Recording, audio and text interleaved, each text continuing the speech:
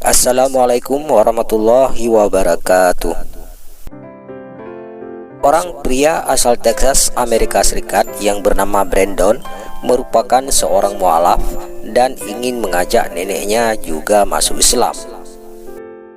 Brandon sudah masuk Islam sejak tahun 2014 lalu dan kemudian ia tekun berdakwah untuk menyebarkan Islam. Diakuinya oleh Brandon bahwa tantangan terbesarnya dalam berdakwah justru datang dari orang tuanya sendiri. Orang tua Brandon yang menolak kuat membuat Brandon terkadang harus berdakwah secara diam-diam kepada sang nenek. Dalam sebuah wawancara di YouTube Ayatuna Ambassador, Brandon menceritakan kisah mualafnya dan usahanya mengajak sang nenek untuk masuk Islam. Satu hal yang membuat Brandon tidak tenang dan merasa menyesal adalah karena sampai sang nenek tutup usia, dirinya belum sempat mengajarkannya sholat. Saat hendak mengajak neneknya yang pada saat itu berusia 93 tahun untuk masuk Islam, Brandon membacakan Al-Quran dan menerjemahkannya dalam bahasa Inggris. Ia juga menceritakan tentang Nabi Muhammad kepada neneknya dan mulai mengajak untuk membaca syahadat. Apakah nenek percaya dengan apa yang saya bacakan barusan? Dan Nabi Muhammad adalah Nabi sama seperti Yesus, Musa, dan Ibrahim? Tanya Brandon kepada neneknya. Tentu saja, jawab sang nenek dari cerita Brandon.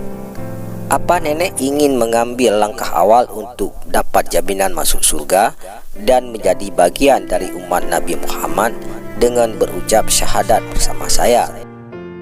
Baik, saya akan lakukan, kata sang nenek. Nenek Brandon pun akhirnya bersyahadat dalam bahasa Inggris dan Arab dengan disaksikan oleh istri, anak, dan iparnya. Setelah mengucap kalimat syahadat, tak lama sang nenek pun meninggal dunia.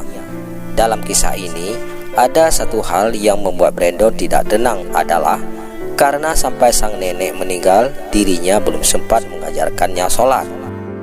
Hal itu lantaran kondisi sang nenek yang pada saat itu juga memburuk. Saya ingin mengajarkannya sholat meski sudah usia 30 tahunan. Namun, keadaannya juga memburuk setelah itu, ujar Brandon. Saya menangis sejadi-jadinya saat dia wafat.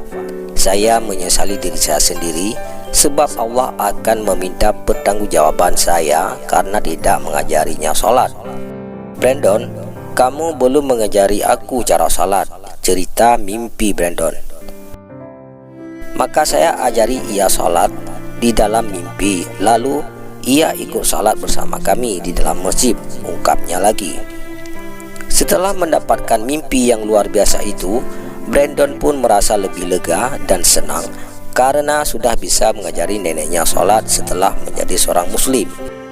Dirinya percaya bahwa syahadat sang nenek diterima oleh Allah Subhanahu wa Ta'ala. Bagi saya, ini sebuah kabar gembira. Insya Allah syahadatnya diterima. Hati saya bisa tenang. Saya berdoa untuknya. Alhamdulillah. Semoga Allah merahmatinya.